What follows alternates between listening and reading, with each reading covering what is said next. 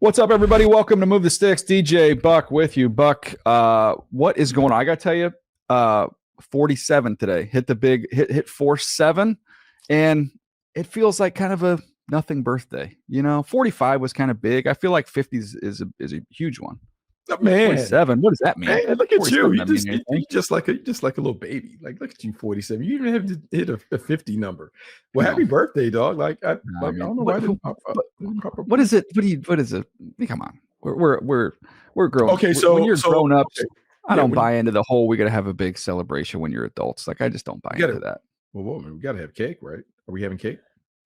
Well, that was my wife brought that up. She said, do you want a cake or do you want just cake? Like a this is the compromise. I'm willing to go here. I'm going to say, please don't tell me cupcake either. Like the little bundt cake. The little bundt cake. Oh my God, what are we doing, dude? Like, it's your birthday. Like, I'll tell you a quick birthday story, a quick birthday cake story. So my favorite cake was yellow cake with the chocolate frosting. Yeah, it's a go-to, right? You're so basic. It's basic. It is basic. I'm not gonna contend it's anything other than basic, Buck. So, Buck, we're newly married. I want, she knows I love that yellow cake with the frosting on it. So she makes it. I just have a little bite and that's it. And she kind of, she thought that's kind of weird. Like, I know that's his favorite cake. He got a sweet tooth, like he didn't eat much.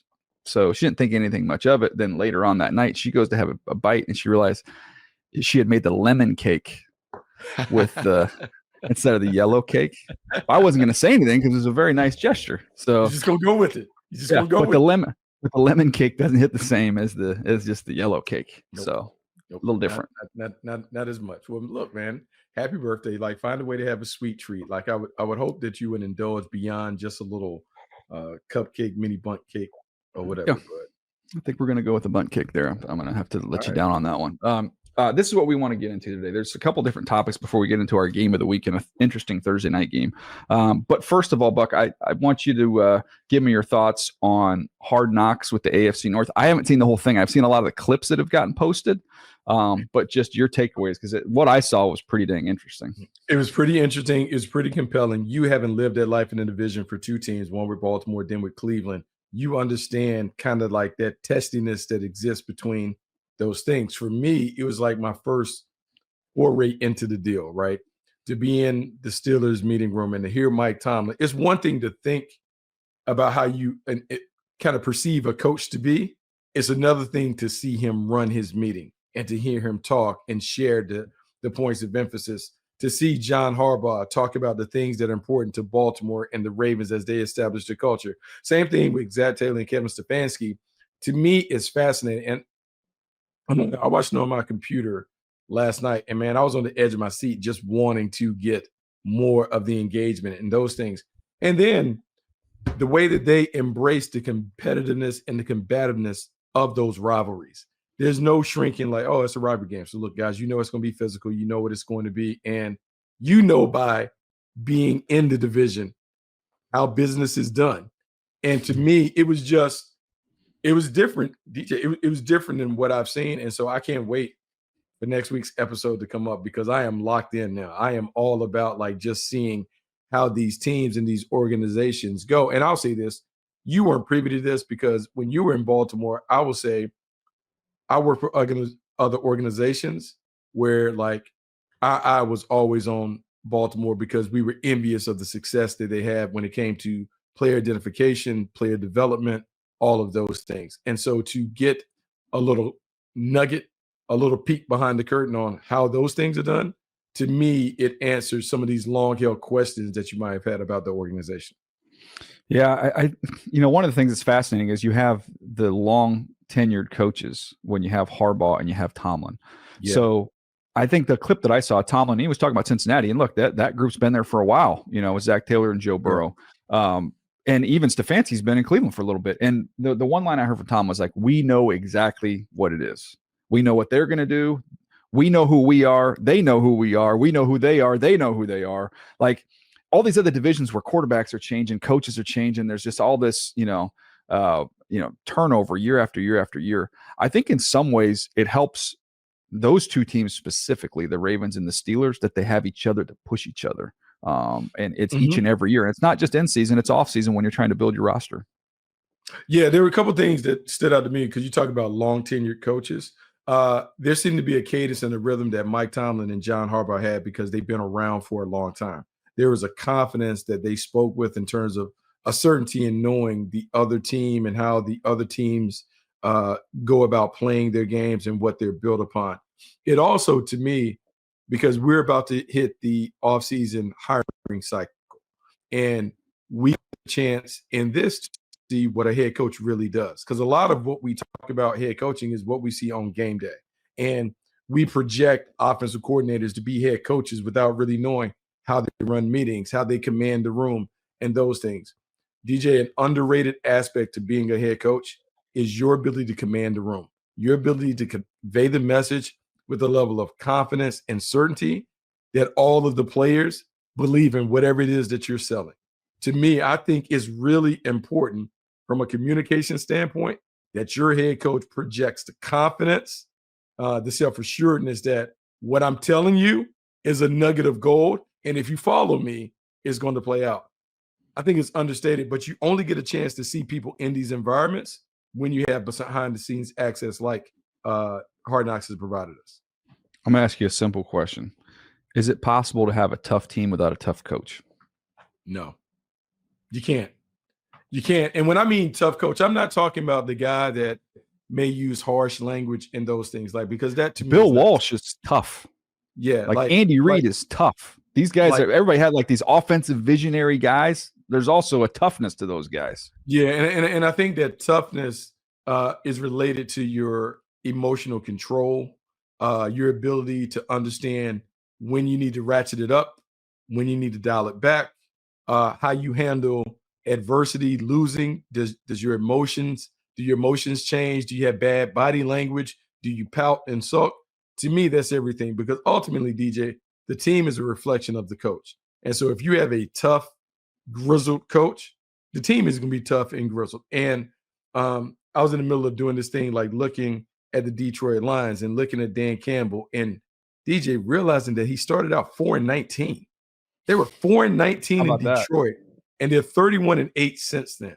And the little things that he talked about and how he was unwavering in his belief on what you had to do to turn around a culture, to me, that's everything. And at a time where, like, everyone, we're going to talk about offensive coaches and all of that stuff, I would just say, whether it's an offensive guy or a defensive guy or whatever, the guy needs to be tough-minded. He needs to have a level of competence. And as he gets into the job, he needs to be able to engage and interact with every side of the team. Offense, defense, special teams. He needs to have his presence there. I don't think you can do the thing where, hey, man, I'm the offensive guy, you're the defensive guy, I'm going to let you do your thing.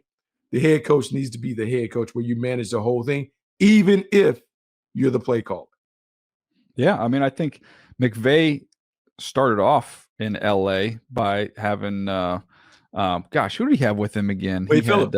That's right. He had Wade Phillips. So Wade Phillips is basically, the defense is yours, I'm gonna control the offense. And they had some success, but they didn't get to where they wanted to be until McVay kind of was the overseer and ended up hiring people underneath him on the defensive staff that he was a little more involved with at that point in time. But I think that's right to your point of that leader, that point man, the buck stops with me type leader. And that sounds exactly like what you're seeing in that Hard Knock show. I'm looking forward to seeing more clips of it. Was there anything else you learned that maybe we didn't know from the outside? Consistency and stability. And this will go to what we're about to talk about. We may see 8 to 10 jobs turnover. DJ, the teams that are successful are the ones that hang with the plan. And so, like, they don't blink if it doesn't start out right. They continue to stick with it. They understand the process, and they're willing to live through some of the rough patches. Let's just think about John Harbaugh has had multiple seasons where they haven't had winning years or whatever, but they didn't pull the plug on the deal. They continue to stay the course. Pittsburgh Steelers, even though Mike Tomlin's never had a non-winning season, they've had some years that were lean, where they haven't been what they were. But those organizations, I would say they're built the right way because they have a level of stability where you continue to grow. You continue to chart. You may tweak things, but you have a foundation that is in place, and that foundation has led to a lot of success. And you may have up and down years, but everyone is kind of committed to the plan and the process. Yeah, that's a great way to describe that, and it's just a belief. It's a belief, and belief means no matter what else is around you, what other swirling pieces of information or results don't matter. It's just we have a belief and a faith, and we're going to stay with the mission, and eventually that thing ends up lining up, which is Dan Campbell to a T. Which, if we're going to talk about team building, I do want to get to one other topic here before we end up hitting on a couple of these games. I'm going to butcher this name, so my apologies to Matt ahead of time here. Matt Verderame, gosh, might be right, might be off there from SI Now, wrote an article that posed the question: should the Cincinnati Bengals team we're just talking about, with Jamar Chase and the contract situation on the horizon, would they be better served, instead of paying him the massive amount of money that he's going to demand? Would they be better served from a bigger picture to do the Tyreek Hill trade, to do what the Kansas City Chiefs did, who kind of rebuilt the rest of their roster? You could say that roster has been a little bit of the spine of these Super Bowl teams that they've been cranking out. To go back to that trade, it was March 23rd, 2022. The Chiefs traded Tyreek Hill to the Miami Dolphins in exchange for a 22 first-round pick, which Miami had previously acquired from San Francisco 49ers, a second-round pick in 22, 2 fourth-round picks, and a 2023 sixth-round pick. Then once the trade's done, they signed Tyreek Hill, 4 years, $120 million, including $72 million guaranteed, making him the highest-paid receiver in the NFL. Now, obviously, that number goes way up over time with where we are now compared to 22 and where the receiver market is. So I don't hesitate to tell you there will be a line of teams that would be willing to trade that package right there, and probably more, just when you consider he's just cleaner. He's cleaner than Tyreek Hill. To 100%. Me, that would make that asking price go north of that, to the point where you might be looking at 2 first-round picks. I do wonder when we're going to get to that point, because of the way the escalating prices of that wide receiver market. And then when you start thinking about return on investment, I will say this: love Jamar Chase. Jamar Chase is a game changer, a difference maker. What he does in terms of running routes and what happens after he touches the ball, he's different. But now we're getting to the point where we're paying wide receivers $30+ million a year. Yeah. Can you have a wide receiver that makes an impact on a weekly basis to justify what that is? And I would say, if you're a team that's considering trading away your number one, how good is your quarterback? I think the more the quarterback is a truck compared to a trailer, the more willing you are to live with that kind of deal. When you have a Pat Mahomes, you can make the move because you fully believe that Pat Mahomes is a truck. When you are Josh Allen and the Bills move on from Stephon Diggs, you fully believe that Josh Allen is a truck who's capable of elevating those around you. I believe that we are in agreement that Joe Burrow is a truck who would make the people around him better. Cincinnati could do it because I don't believe that there would be a drop-off in offensive production if you remove Jamar Chase and say, hey, Joe Burrow, we're going to take your number one away, but we're going to give you better pieces around you, a more balanced team, so you can win. So you won't have these games where we score 30, but we're still losing. We have a better and more balanced team. Yeah, it has to be something that you consider, because we've seen it. DJ, how many $30 million wide receivers are playing on teams that are relevant right now? I mean, Amon-Ra St. Brown is, but who else? I mean, Justin Jefferson, yeah. A.J. Brown's up there. A.J. Brown's getting up there. Oh, yeah, he is up there. I forgot him and Devontae. Yeah. I mean, there are a lot of people. But Devontae Smith's number is not as high as it could be. He got a good value on that one. But I was just going through the Super Bowl winners because we were on the same page, and I was thinking these last couple Chiefs teams haven't had a big time receiver. But it's a mixed bag, because Tampa had Mike Evans and Godwin, who are both upper tier. Mike Evans may be a Hall of Famer, to be honest with you. The Rams had Cooper Kupp, who kind of took over that Super Bowl at that time, was a premier player. But I don't know that they were paying him at that time. They weren't paying him like what that number was. Like now we at the $30 million mark. Like now we're in old quarterback money. And I don't just dismiss it, because I'm anti trading gold jacket guys. Like, I don't know if I want it on my resume that I traded a gold jacket. Obviously the Giants have some probably remorse on not retaining Saquon Barkley.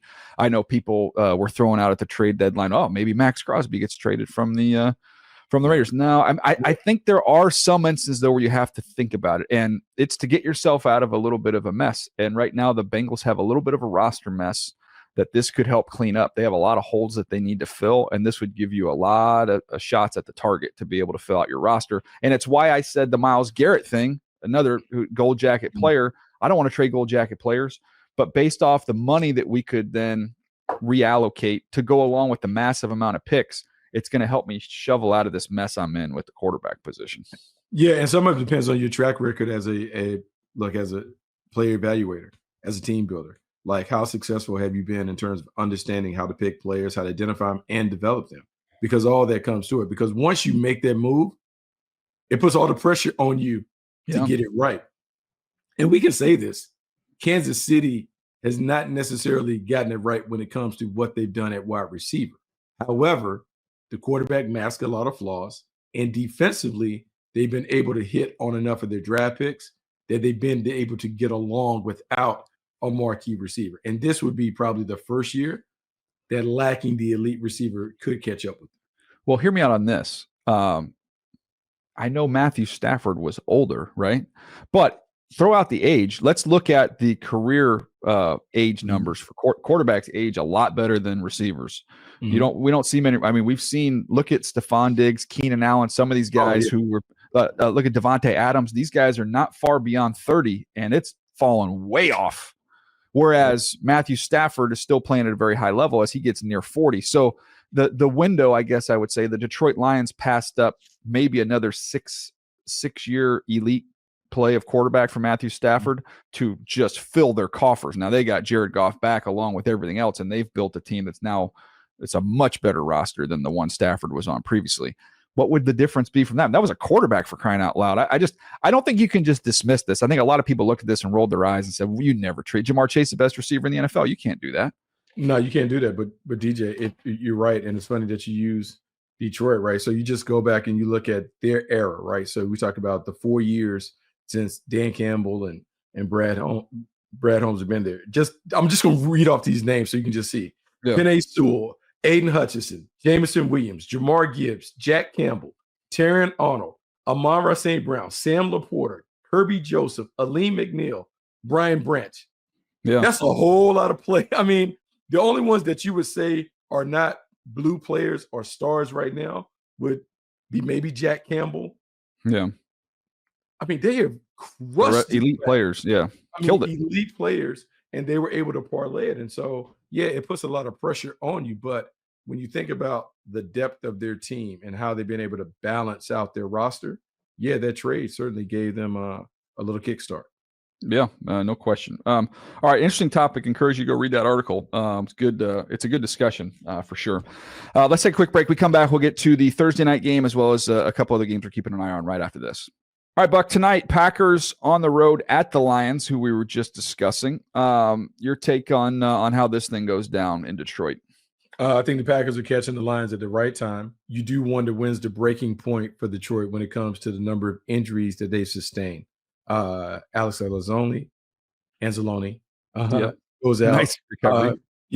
Malcolm Rodriguez goes out at linebacker. They don't have Aiden Hutchinson already, and so they're beginning to reel from some of the injuries on defense. Offensively, look, they're as good as it comes, and they can control the game with their offense. But you do wonder, will there be a breaking point for this Lions defense when it comes to dealing with the heavyweights that are coming? And keep in mind, they are coming. The Packers, the Vikings, the Eagles, all of those teams are coming. And from a defensive standpoint, you better have your personnel in place to be able to deal with those teams. Yeah, I know it's there's a lot of things that point to the Packers of getting this. I do feel like the Lions, and this is not tough to figure out here, but with 2 games here on the Packers, they have a little room, but then you got the 2-loss Vikings sandwiched in between them. So I think there's been a lot of people talking about, the Packers can go in there. They're going to be there's a little bit more for them here. The Lions could afford to drop one. With Minnesota hanging out there, they can't. Short week in that fast turf and that environment. I know they're missing some pieces, but I still like the Lions in this game, man. Oh, I'm with you. Like, look, having been there a few weeks ago with the Jaguars, I will say The Lions at home are a different animal. That city really gets behind them. Ford Field is a raucous environment. I also think the Lions understand the importance of having home field in the postseason. They have a tendency to be able to kind of get it going when they need to get it going. If the Lions are able to secure home field for the postseason, man, you might be able to write their ticket to the Super Bowl because of that energy.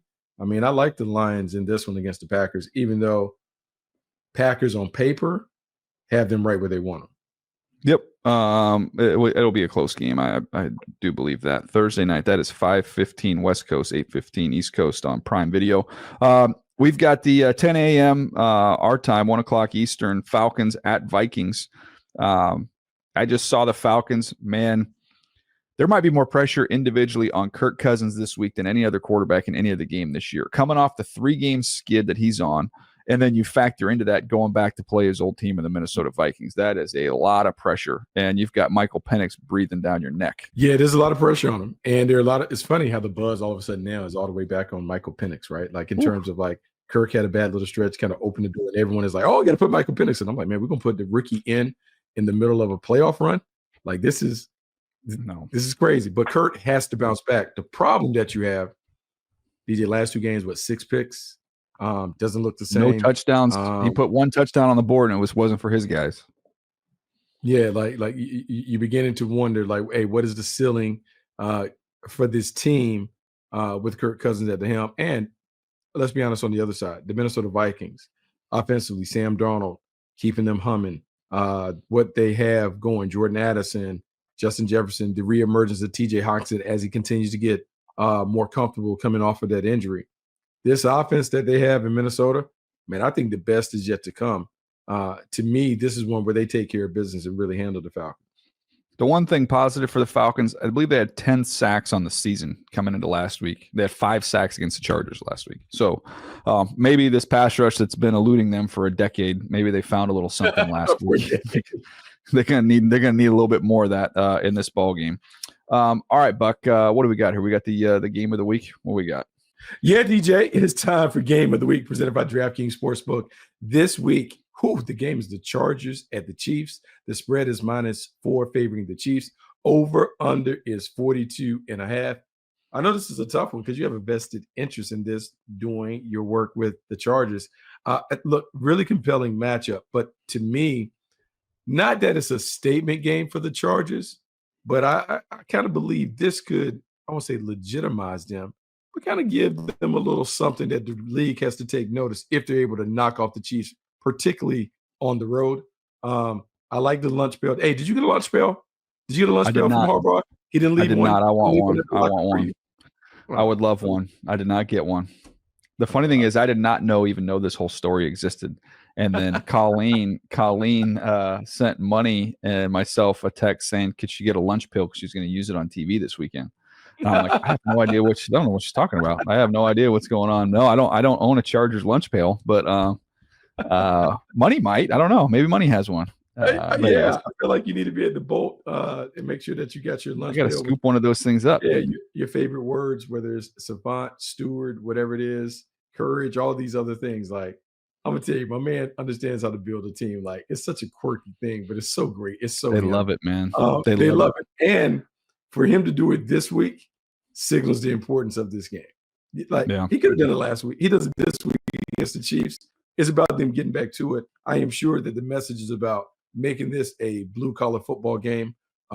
They appear to kind of smell a little blood in the water when it comes to the Chiefs' vulnerability.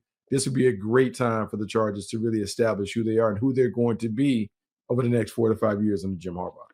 Yeah, they lost to them at home in a game they were leading. They lost 17-10. But remember, Derwin James suspended for that game, and their tackles weren't healthy. They were coming off of being injured. So they're in a little bit better position now. The challenge is going to be the interior 3 against the Chiefs. When they can get Chris Jones isolated inside there, that's going to be a challenge. But if I was going to give Justin Herbert the schedule every year, if I'm Jim Harbaugh, with the way the roster is right now, I would have this is the where the opponent, who the opponent is, where we're playing, the time of the game, and at the end I would either have Clark Kent or Superman. Like, we've played a lot of Clark Kent games. This is a Superman game. It's a Superman game. And DJ, like we've talked about it, and we've talked about like maybe the proper utilization of the franchise quarterback, and how if you have a 17 game season, the goal is not to squeeze everything out of him every 17 games, but hey, there are about 4 or 5 big games where you need him to play as Superman. This is a game for Justin Herbert where maybe they do something that's a little different before they've sat and really tried to establish the run, try to cram it down opponent's throat. Maybe this is a game where they kind of spread them out, open it up a little bit, and allow Justin Herbert to be who he can be when they need him to be that. But this is a big game for the Chargers. I think they're motivated to get it done. I just don't know, man. It's just so hard to say that the Chiefs are going to lose because they just kind of find ways. It'll come down to the end of the game, and the Chiefs will have the ball. It feels like every time these teams play, that's what it looks like. And you're going to have to get off the field. So this is a Jesse Minter game. Jesse Minter is going to have to be able to finish it off. And so give me the Chargers in that. I'm going to take the Chargers to do it. I know you can't decide on it, but I am going with the Chargers to knock off the Chiefs, and it'd be great because it'd be the first time Chiefs have been knocked off in a while in a one-score game. Download the DraftKings Sportsbook app now. Use code MTS. New customers can bet just $5 to get $150 in bonus bets if your bet wins. Only on DraftKings Sportsbook with code MTS. The crown is yours. Yeah, that's going to be a fun one, man. I'm looking forward to that. A couple other games here. We have teams with some significance here, some importance. I'm going to give you 3. You tell me the one that you're looking forward to the most. Actually, I'm just going to give you 2 because we just hit on the Chargers and the Chiefs. Seahawks, Cardinals, Bills, Rams. What are you looking forward to the most there? Ooh, Bills, Rams. Let's say this. I'm looking forward to see how the Bills take care of business. The Bills have reached. Careful, Buffalo. Be careful. This one smells like a little bump in the road to me. Yeah, like a little trap. So for me, if you're the Buffalo Bills and if you're going to be the team that people are beginning to line them up to be, the Super Bowl team, the team that dethrones the Kansas City Chiefs, this is one where you take care of business. Josh Allen gets the team going offensively. They're playing more like a blue-collar team with a little run, little throw, not as much splash, but a lot of physicality and toughness. I'm with them. I like their defense. Their defense has been playing well. Even as formidable as the Rams can be, to me, this is a Buffalo Bills game. I think the Bills Mafia takes over. I think this is all Buffalo Bills. Yeah, I think it's going to be a little closer. I think the Rams come out with a lot of energy and passion here. They're right in the middle of it. They're right in the thick of it in the race there in the NFC West. But I do think Buffalo maybe a little too much as we get into the fourth quarter of that ball game. All right, Buck, that's going to do it for us today. It's been a fun one. We will be back tomorrow. We got one more episode coming your way before we get to a weekend of championship football at the college level, as well as a great slate of NFL games. So we will catch you right here tomorrow on Move the Sticks.